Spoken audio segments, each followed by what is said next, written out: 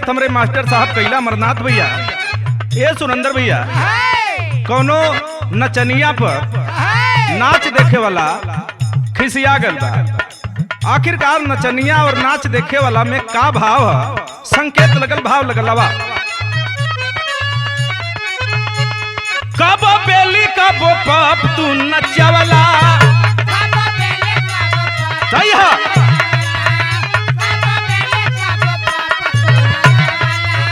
पूरा साटा के पैसा सधवला,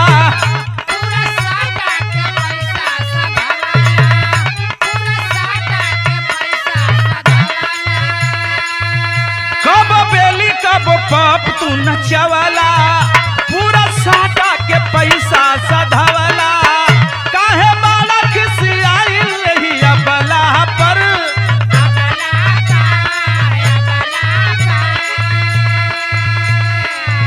होई जाई बवाल तोरे भगला पे, धन काहे खिसियालू यही पगला पे। चला ठुमका अब ठुमका लगावा अब तबला पर,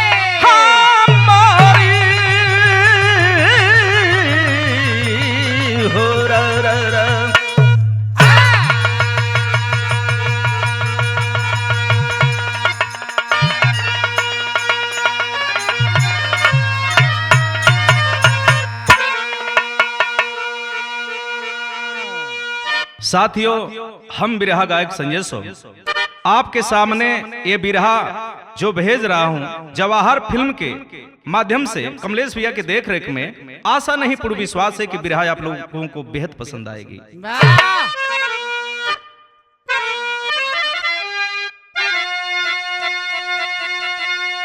कर्तव्य रूपम स्वरूपम महाबोधि, सहज बुध दर्शन की माता रमा थी। असहाय सत्य साहसी त्यागी निस्वार्थी,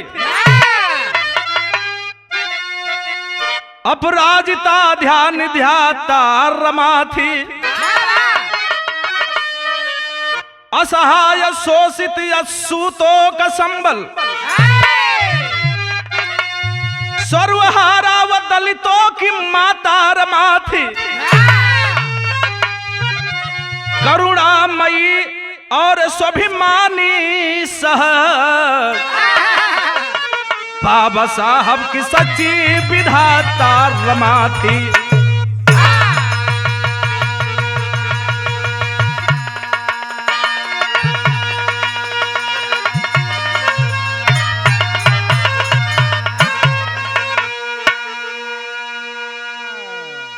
जवन हम बिरहा गावे जाते आप सबके बीच में बाबा साहब के विषय में बतावे जाते हैं। आखिरकार ये सबके सुनने और समझने जोग बिरहा गा रहा हूं और बिरहा में गजल लग गई।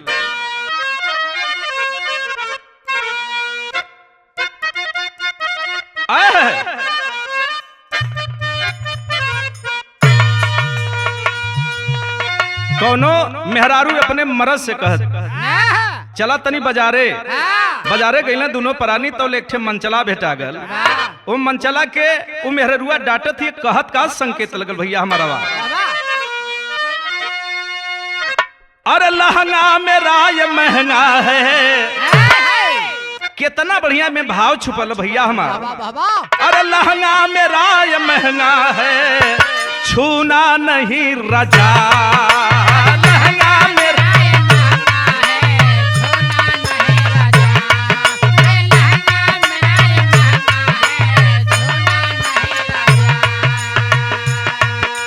लहंगा मेरा ये महंगा है, छूना नहीं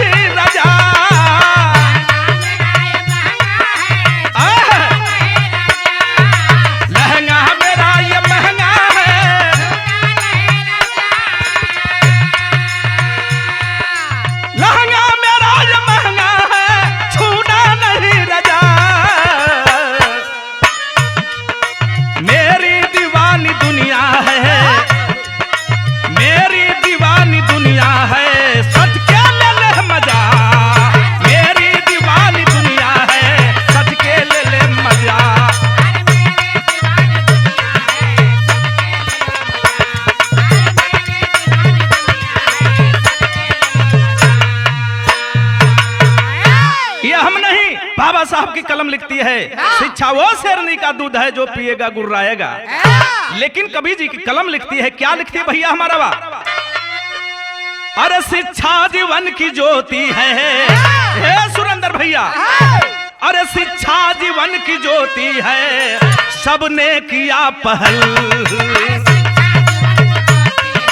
सबने किया पहल।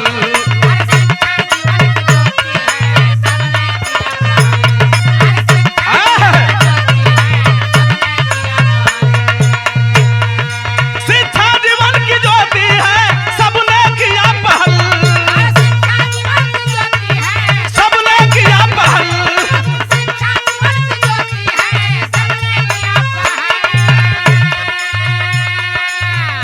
अरे शिक्षा जीवन की ज्योति है,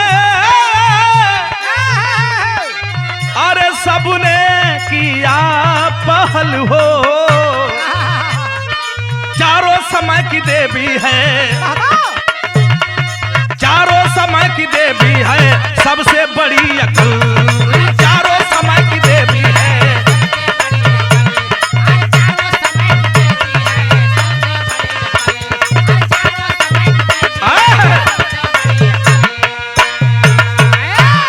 ई हमें से बिरहा के शुरुआत लगल। अब भैया हमारा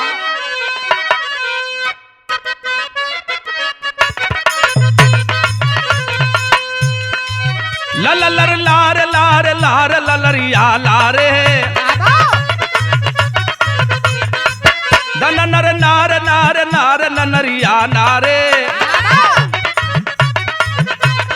बचपन में भीमराव की माँ स्वर्ग सिधारी है,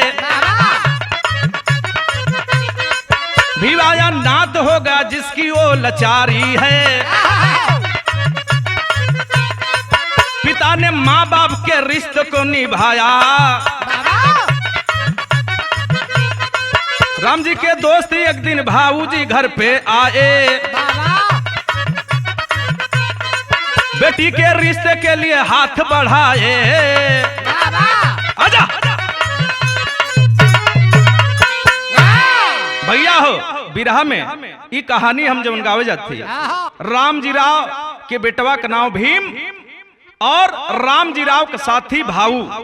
भाऊ एक दिन घर पहले अपने राम जी राव से कहना साथी से कि भैया हमारे पास बिटिया है, आपके पास बेटवा है, अगर हमहन ये दोस्ती के रिश्ता में बदल लेती जा तो और आनंद हो जाए।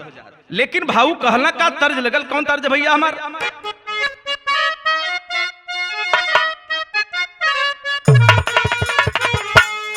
वे तर्ज लगल भैया हमारे कमलेश भैया, कौनो मेहरारू अपने मर्द से चिरौरी करत, हाथ जोड़ गोरी कहे, अरे हाथ जोड़ गोरी कहे मानस बतिया, हाथ जोड़ गोरी कहे अरे मानस बतिया, भारी ना तहल के गाढ़ा तीन पतिया, मानस बतिया,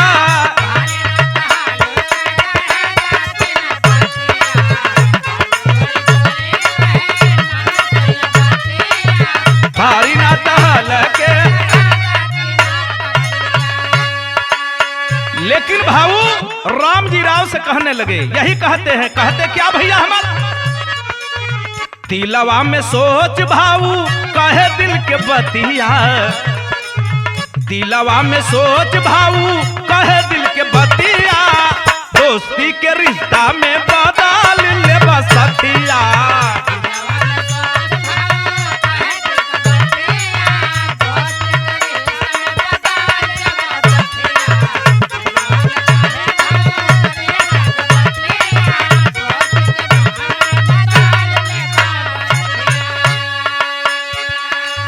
भाऊ का विचार सुन करके राम जी राव बड़े प्रसन्न हैं और राम जी राव का पूरा परिवार प्रसन्न है।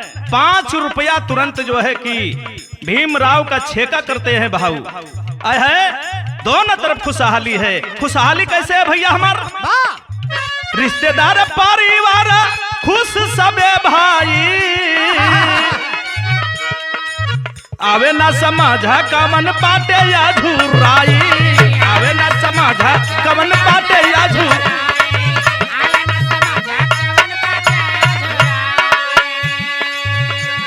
चाही भैया रा रा रा रा का चाही भैया ले बा बोला तू कीमतिया का चाही भैया बोला ले बा तू कीमतिया दोस्ती के रिश्ता में बदल ले बस सखिया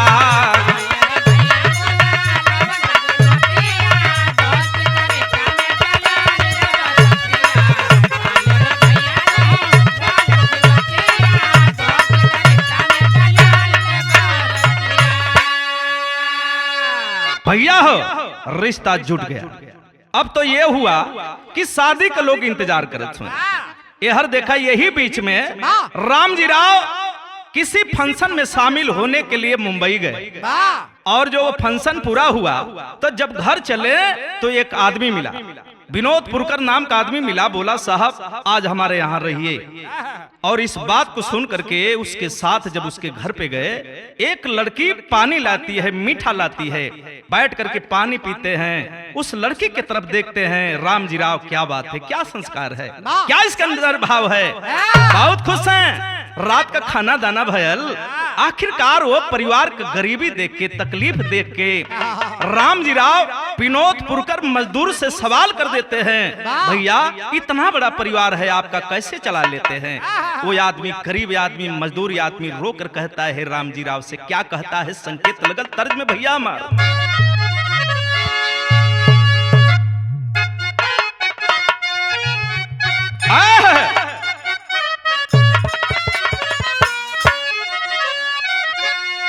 कौनो सखी अपने सखी से अपने ससुरे का बड़ाई करत बा। का बड़ाई करती है भैया हमारे अमरनाथ भैया?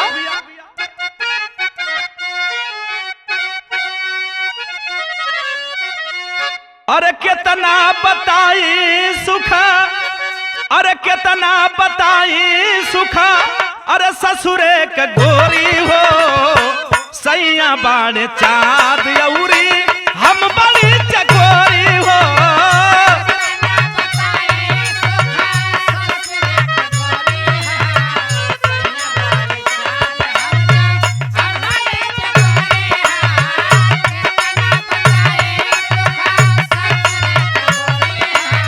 सैया बाण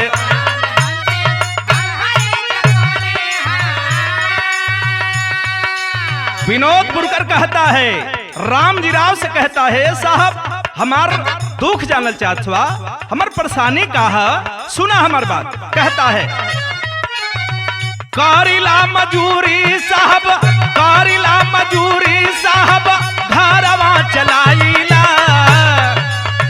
कारिला मजूरी साहब घरवा चलाईला, जीवन कुछ कमाई होला खाईला खियाईला।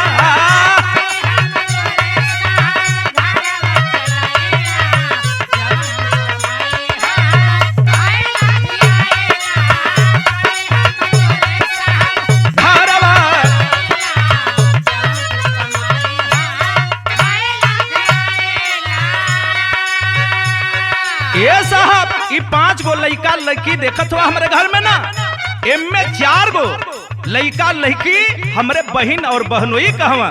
हमरे बहन का नाम रुकमणी और हमरे बहनोई का नाम भिक्के धुत्ते। आखिरकार यही वो विनोद पुरकर बताता है, कहता क्या है, बहनी हमार गईली हीरावल के छोड़ के,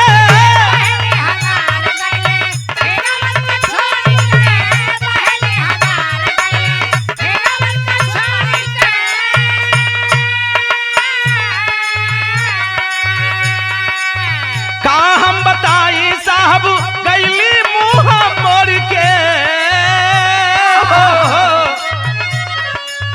गरीबी का मारल साहब, गरीबी का मारल साहब दीनवा बिताईला, गरीबी का मारल साहब दीनवा बिताईला, जवन कुछ कमाई होला खाईला खियाईला।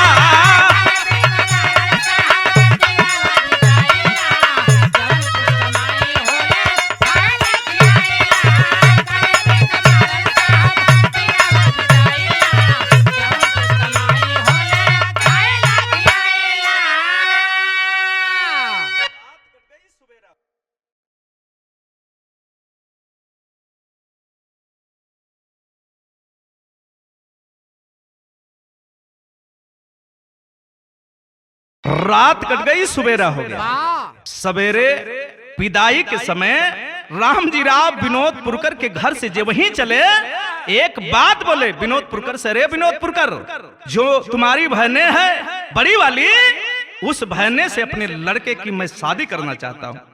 विनोदपुरकर सुन करके, हे बाबू, यही कहता है बाबू, आखिरकार हमसे कहीं मजाक तो ना करत हुआ। लेकिन रामजी राव कहते नहीं रे भाई, ऐसा मजाक मैं कभी कर ही नहीं सकता हूँ। सुन मेरी बात। 2 रुपया निकाले पॉकेट से और बेटी को बुला करके बेटी के हाथ पर रख दिए। बेटिया खुश है, यहर देखें, बिटिया भी खुश है, बिटिया का मम्मा विनोदपुरकर भी कुछ समय परिवार में खुशी का लहर दौड़ पड़ा। गरीब और अमीर से एगो रिश्ता जुड़े जाते हो भैया, वहाँ का माहौल रही, वहाँ का खुशी रही। आखिरकार देखें, विनोदपुरकर के घर से रामजी राव अपने घर पे आए और घर पे आकर के घर वालों को बताए कि भीमराव की शादी मैंने तय कर दिया मुवा खोलपुरवा में, मुंबई में, विनोदपुरकर के बहने से, नाम है रमाबाई। उसको मैं देखा तो मेरे दिल में बस गई, उसका कर्म, उसका विश्वास, उसका त्याग जब मैंने देखा तो मुझसे रहा नहीं गया। इस बात की खबर जो पहली शादी तय किए थे वहां पहुंच गई भाऊ के पास। और जब भाऊ के पास ये खबर पहुंचल, अब देर न कैला, भाऊ सवेरे होते पंचायत लेके दुआरे आ गई। और जब दुआरे अइला तब बिरहा में भाव लगल टेरी में भैया हमरे।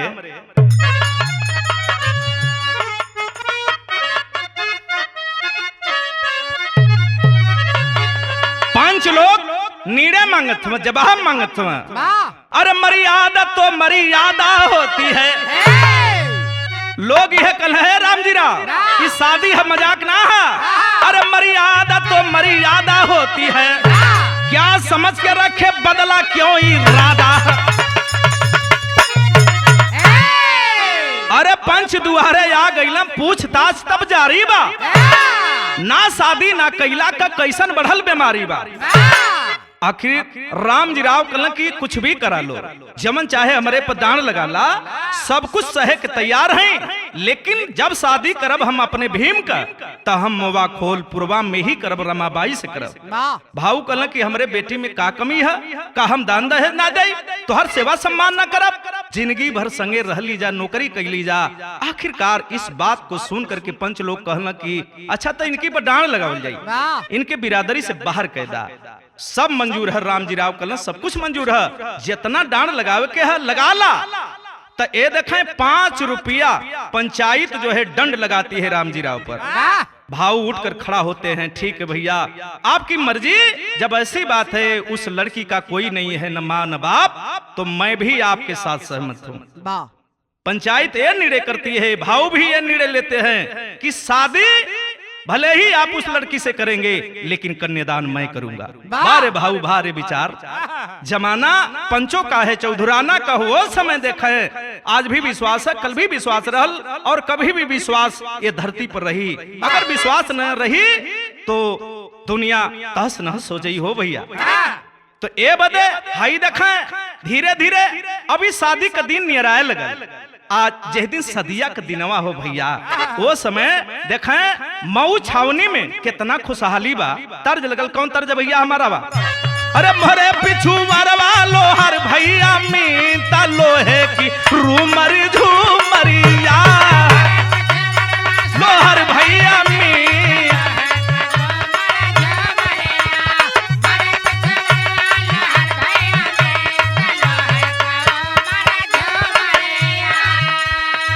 लेकिन विरह में भाव लगल।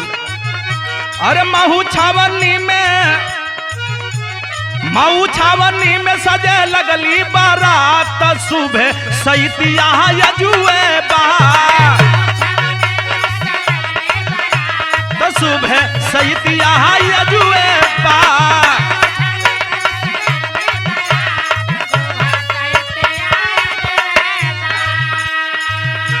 अरे दुल्हा तो दुल्हा सजत हम, बरतियों कम ना हम। आय है आई देखा, बहुत खुश हम अपने बेटा के देख के। कैसे खुश हम? अरे सुंदर से हरवा, से हरवा,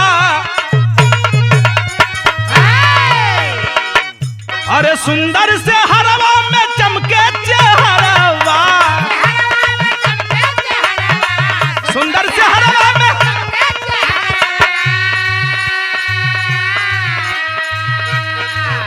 अरे बाबू निरेखा लाल का चेहरवा,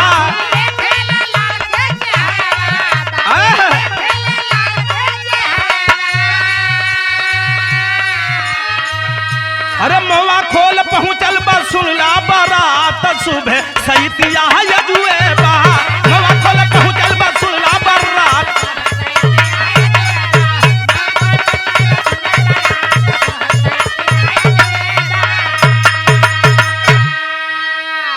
भैया हो आखिरकार जे समय बाबा साहब का शादी करे बदे लोग पहुंचल उम्र 14 वर्ष का बतावल गल। रमाबाई का उम्र 9 वर्ष का, वो से छोट बिटिया गौरी ओकर उम्र हो भैया 7 वर्ष, वो से छोट बिटिया जेकर उम्र 5 वर्ष, और वो से छोट बेटवा जेकर नाम शंकर 4 वर्ष का। देखा इस स्थिति परिवार में है, लेकिन हाई देखा जे समय लोग बारात के लोग पहुंचल तो घरात के लोग सेवा स्वागत में जुट गई। विनोद पुरकर कथमा जल्दी करा बारात आ गई। अरे पानी लोग पियावे लगला, सारी व्यवस्था होके लगल। धीरे धीरे हाई देखा टाइम आ गई शादी वाला। मड़वा में लोग गई शादी करे बदे। राम जी राव अपने बेटवा भीम के लेके वो समय सखी सलेहर गावत का है गीत भैया हमारे सुनंदर भैया। तर्ज लगल कौन तर्ज आवा?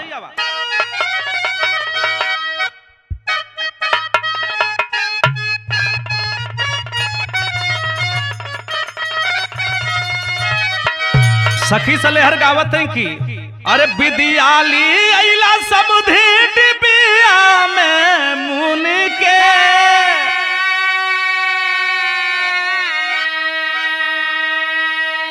बार भैया हमार दोनों जना एकदम जना था कि कई ठे मेहरारू मिलके गावत। ये प्यारे ये स्नेह। अरे विदियाली अइला समुधी अरे डिबिया में,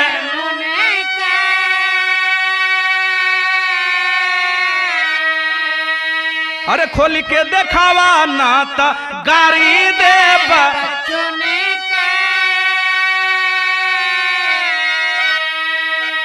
अरे ये तो समझी बदे लोग आवत हैं, लेकिन जब समझदार लड़किया है वो कहते हैं कि ना ना ना, अरे ये दुल्हे राजा पर तनी गावल हो मजा आ जाए। क्या बात है? वो कुल गीत गावत है सखी सलेहर कैसे गावत है भैया हमार बारे अमरनाथ भैया। अरे माए सिखवली ना, अरे माए सिखवली ना, अरे सहुरवो जनाला, अरे सेनुरावा है दुल्हा धीरे से डाला, सेनुरावा है।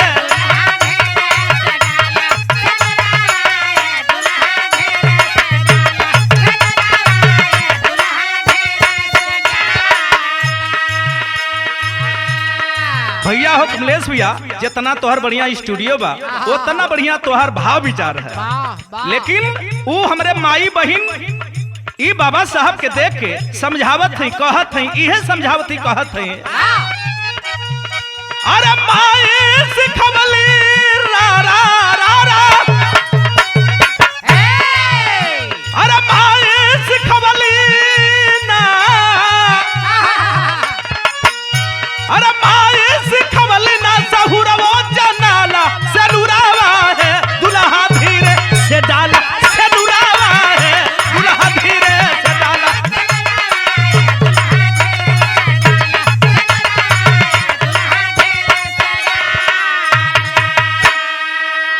ये तो वजह लोग गीत गावत हैं। हाई देखा शादी हो गई, सवेरा हो गया, विदाई हो गई। आज समय विदाई हो गई, हाई देखा जे समय मामा मामी विदाई करत हुआ डोली में बैठावत हुआ। अरे बिटिया रोवे की रोइबे न करे हो भैया, जे के माई का प्यार ना, जे के बाबू का प्यार न मिलल हो भैया। मामा मामी के देख के बेचारी रमा रोवत है कि रोइते न है। रमा के रोवले से बन के पतई झरत हो भैया। ओसे जाके पूछिया जकरे पास माई बाबू ना होले। आखिरकार मामा मामी परवरिश करत में बहुत भाव विभोर है बिटिया। हे मम्मा आखिरकार हमारा सब कुछ आपा हुआ, माई चाहे बाप डोलिया में से जनाए की उतर जाई हो भैया। आखिरकार मामा मामी समझावत हुआ, हे बेटा बिटिया पराई धन होली, एक काम करा बेटा डोली में बैठ जा, इहो घर है जहाँ जा तो उहो घर है। मामा मामी समझावत हुआ, विदेशिया में भाव लगल सुरेंद्र भैया।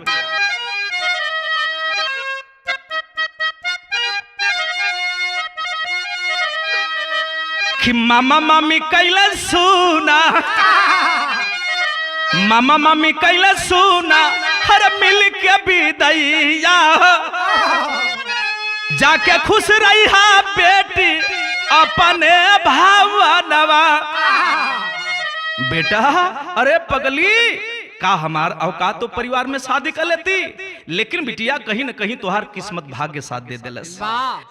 बेटी जानत हो, अरे कैला यह सान बेटी, हे बेटी कैला यह सान बेटी राम जी राव हमानी पर, अरे देवी देवता जस पूजिहा इनकर चारणवा।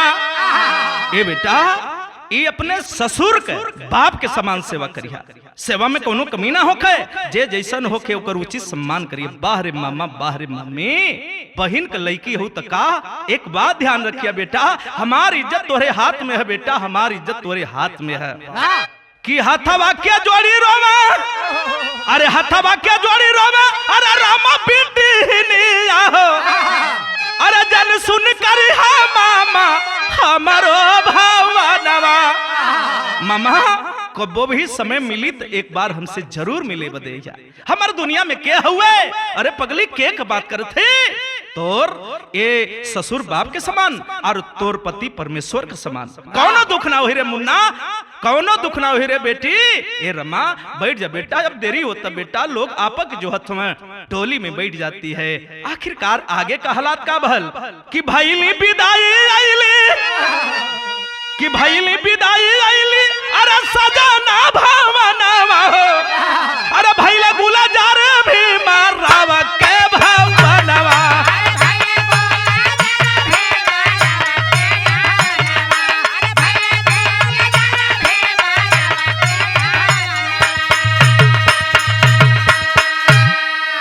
अब रमा अपने मामा के घर से मोवाखोलपुरवा से आ गई कहाँ, ये देखा मऊ छावनी में आ गई।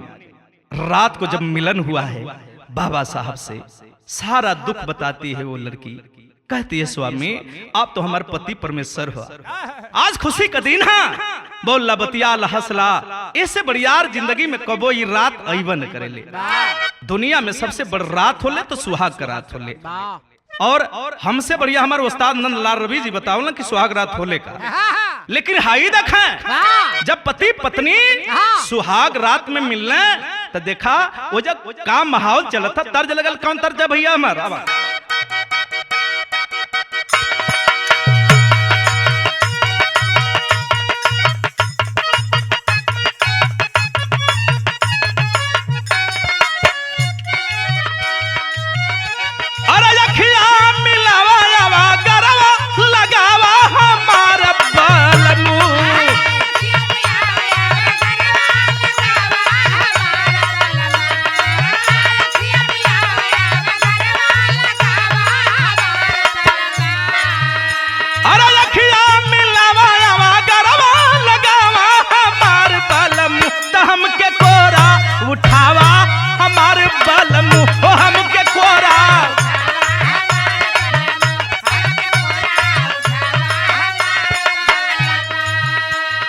लेकिन हाई देखा आखिरकार उस सुहाग रात के समय की स्थिति का बताओ थी कवि जी लिखना का लिखल भैया हमार।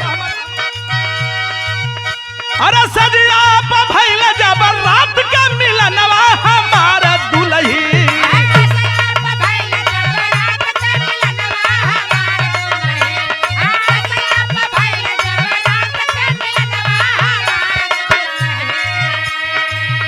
अरे सजिया भैला जब रात के मिलनवा हमारा दुल्ही, निकल लागेला तोहरो सिंगार दुल्ही, निकल लागे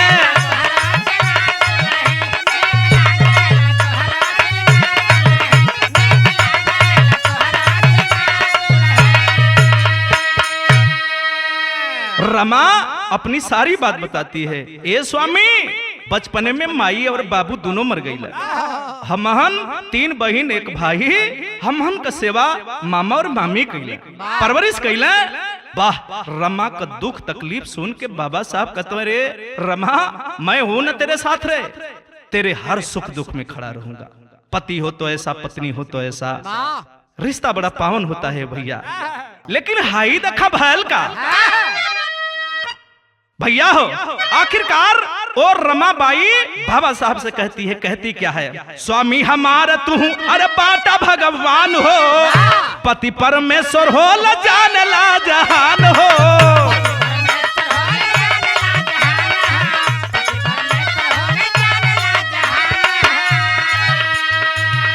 अरे पावन बा तोहरो रा रा रा, अरे पावन बा तोहरा राजा सुन लाई मनवा हमारे दुलही।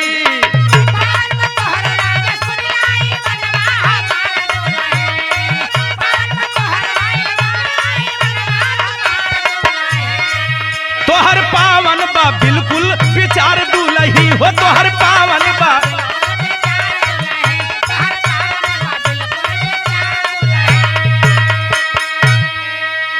वो रात बीत गई, 1 दिन बीत गया, 2 दिन बीत गया, तीसर का चौथ का दिने विनोद पुरकर चौथ लेके आ गया। जब चौथ लेके अला, राम निराव से कहला कि भैया अच्छा तो बिटिया का विदाई कहता ये बदे कि इहे करार भइल है पंचायतिया में ना।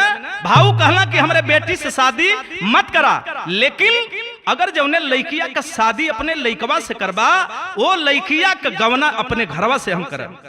भाऊ ये पंच में फैसला ले हला। अच्छा तो ठीक है। यहाँ विदाई हो गई। विदाई हो करके अपने घर चली जाती है मामा के पास में। ये देखें रमा और यहर विनोद पुरकर के सहयोग में भाऊ बहुत खुश है कि बेटी का विदाई करब, गहना करब। मन ही मन में सोचत हुआ, लेकिन अचानक राम जी राव का भैया तबीयत खराब भइल। आनंद फानन में खबर मिलल जब रमाबाई के विनोद पुरकर के, तो अब केस आई देखे जा, केस आई देखे जा। विदाई लोग आनंद फानन में जैसे ही बा वैसे ही कह देला। जब विदाई कह देला भैया, तो ये देखें रमाबाई फिर अपने ससुराल आ गई। अब और वो परिवार बड़ा दुखित है। बाबूजी रामजी राव पेंशन धारक थे, अब तो वो भी परिवार का साथ छोड़ दिया। परिवार गरीबी के दहलीज पर और चला गया। कोई कमाई नहीं है परिवार में। बाबा साहब को पढ़ने लिखने से फुर्सत नहीं। और ये देखें रमाबाई की जो जेठानी थी वो भी स्वर्ग सिधार गई। ए बाबू, दुख का पहाड़ टूट गल वो परिवार में। अब के है बा। और बीच में देखें बाबा साहब विदेश चले गए पढ़ने के लिए, और पढ़ाई के दौरान कई डिग्री लेके आवत अला घरे। हे बाबू देखबा, नौकरी रियासत में पौले, कुछ पैसा पौले। यह रमा बड़ा खुश है कि हमरे स्वामी नौकरी पा गई, पैसा मिलल, अब घर गरीबी दूर हो गई। घरे जब अइलम बाबा साहब त बहुत खुश है। इतना खुश है रमाबाई कि अपने स्वामी से कहत है, पहपट में भाव लगल, कहली का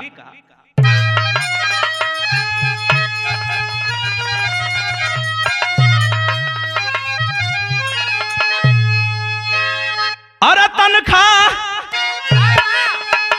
तनखा पवला के तना तू देखावा, साहब सहम गए। अरे खत्म भइल राशन जाले आवा, साहब सहम गइले।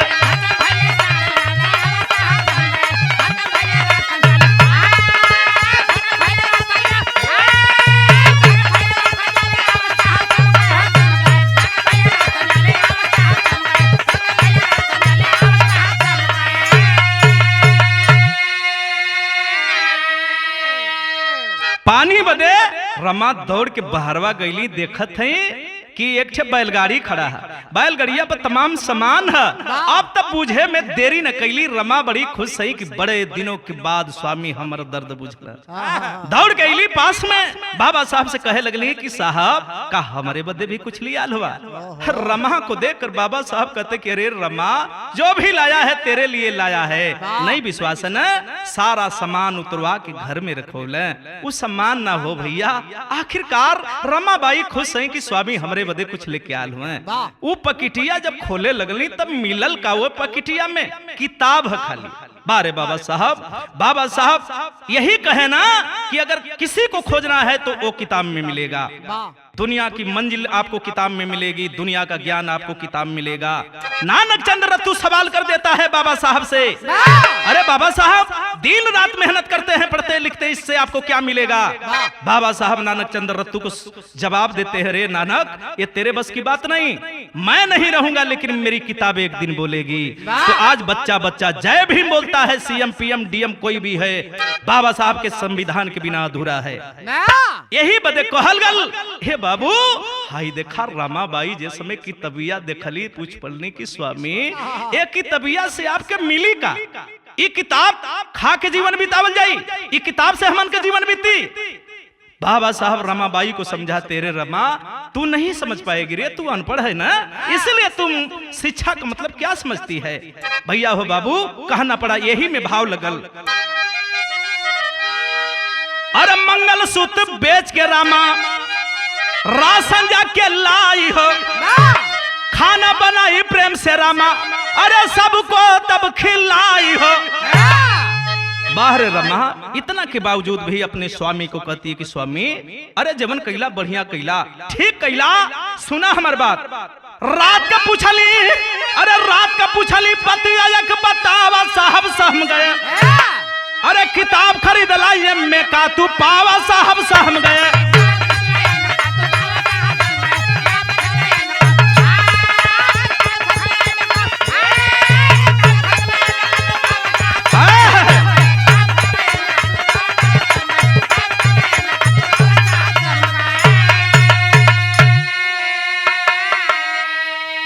ये साहब पकड़ के झिझोरत है, कहती स्वामी अरे जानत हुआ दिन पर दिन परिवार का खर्च बढ़त था, हम कैसे जीवन बिताईला, कैसे अपने आप के दुख में रह के सुख में रह के स्वामी आपके याद में अपन जीवन बिताईला। बाहरे रमाबाई बाबा साहब से सवाल करत थी, रमाबाई किताब का मतलब आपके समझावे के पड़ी, कि तबिया का मतलब समझावे जात हूँ। बाबा साहब रमाबाई के का समझावत हूँ, आल्हा में भाव लगल भैया हमारा।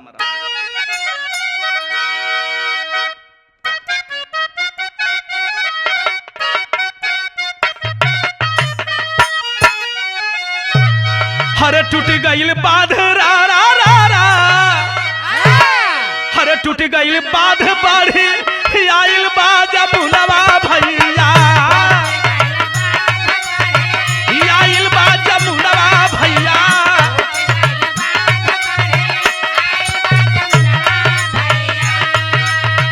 बाहे लागल यसुआ देखबा नदिया के हो धार,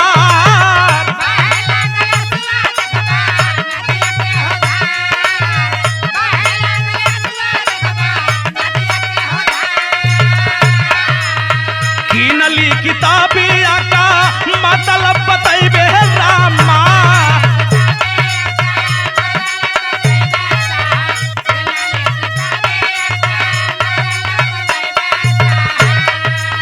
यही बे मंत्र सुना कोई उजियार।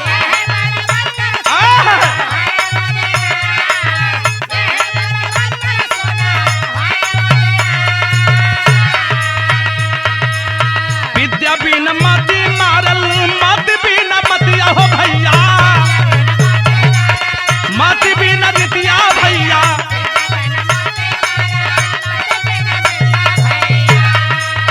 ज्ञान बिन होला होया छूटवा गवा।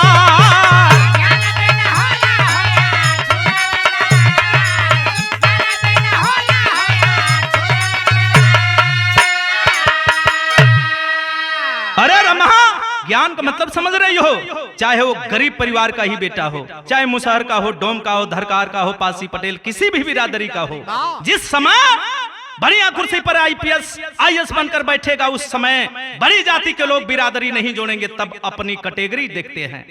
उस समय जात पात नहीं होता है।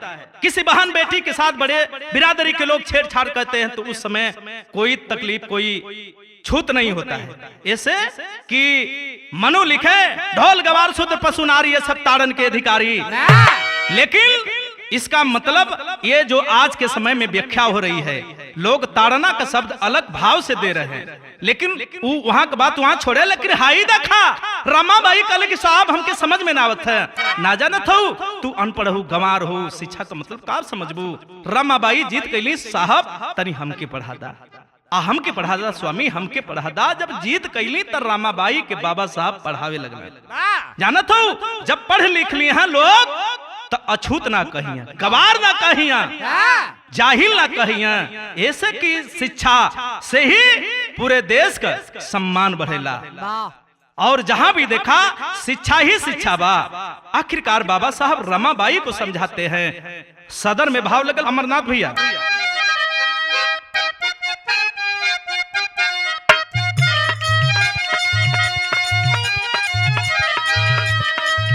अरे शिक्षा का कीमत अब बतावे भीम साहब, अरे शिक्षा का कीमत अब बतावे भीम ज्ञानी।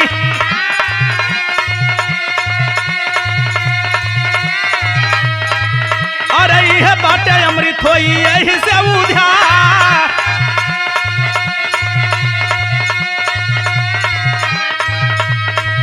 अरे यशवंत गंगाधर रमेश बेटी इंदू,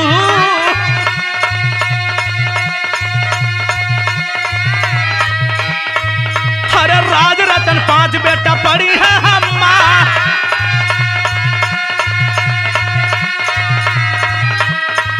अरे फटही लुगारी अपना बभलहू, अरे लइकन के शिक्षा से दिलाई भी अधिक। अरे गोबर और कंडा भी न काटेली लगाना। अरे सही सही शासक चलावे संसार।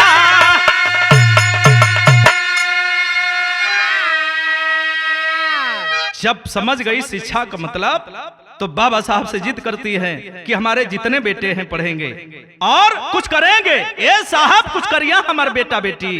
वाह भाई वाह, बाबा साहब समझ गए कि हमार रमा अब हमरे संगे बा, बहुत समझदार बा। फिर विदेश चले जाते हैं बाबा साहब पढ़ने के लिए।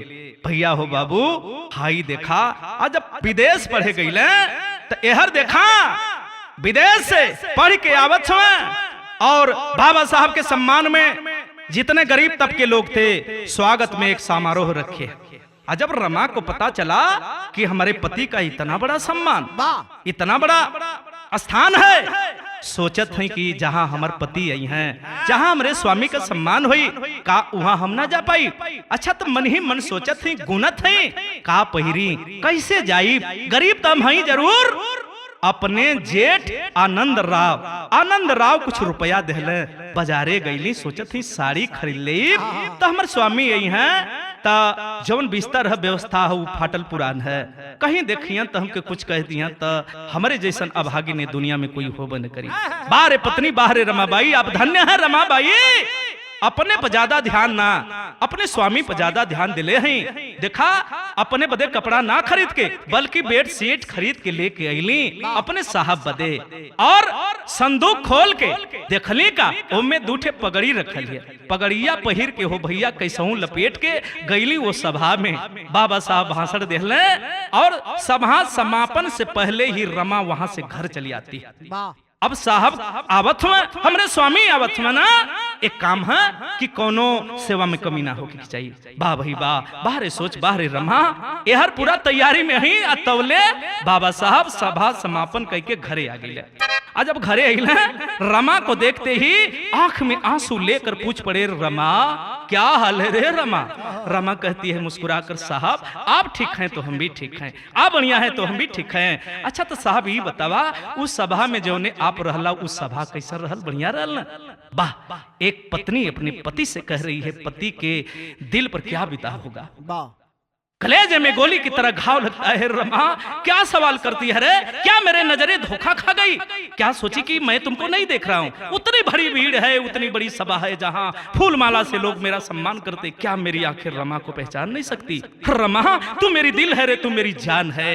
वाह, ये कही के बाबा साहब रमा के पकड़ के रोवे लगना हो भैया, भोकर के रोवे लगना। सदर में यह भाव है कि रमा रोवे लगली, बाबा साहब रोवे लगा।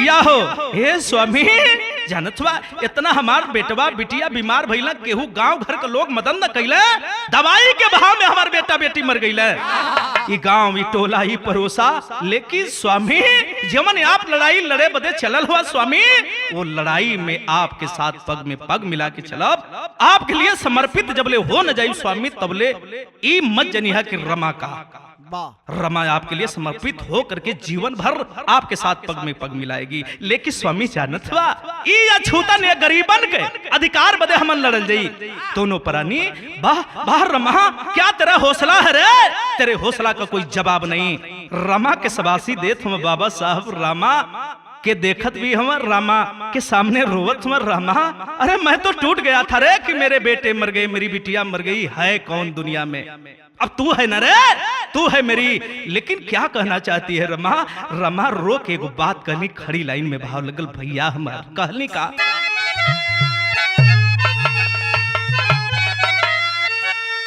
रमा अरे मांगा एक मंगाना पूरा सजना ये हमारे उस्ताद का मतलब बिहार के सुरेंद्र भैया अमरनाथ भैया तो जैसे जनाला की वाकई महुआ के डार से महुआ चुवत है रामा मांगे एक मंगानवा पूरा सजना दिल में भारी बस सपनवा सजादा सजना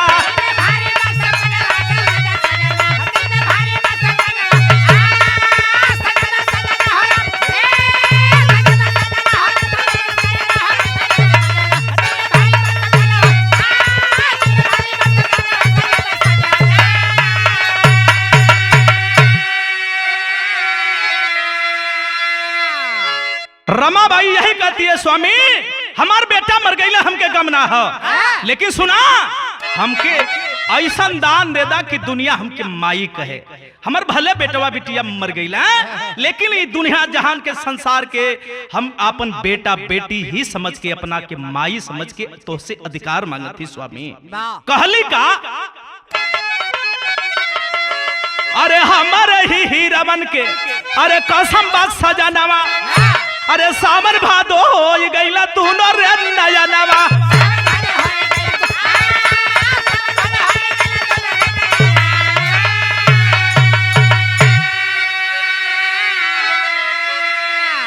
अरे दलितन का महतारी तू बना दा सजना ता हमारा दिलवा का सपनवा पूरा दा सजना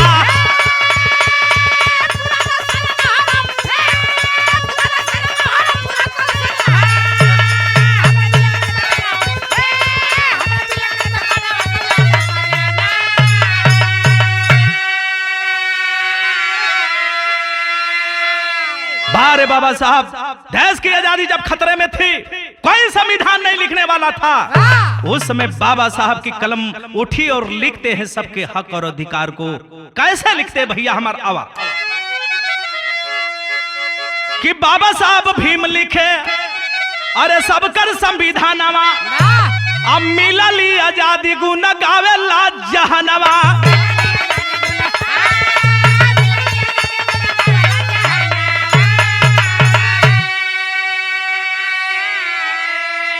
भारत का तिरंगा लहरादा सजना तो हमारा दिलवा का सपनवा पूरा दा सजना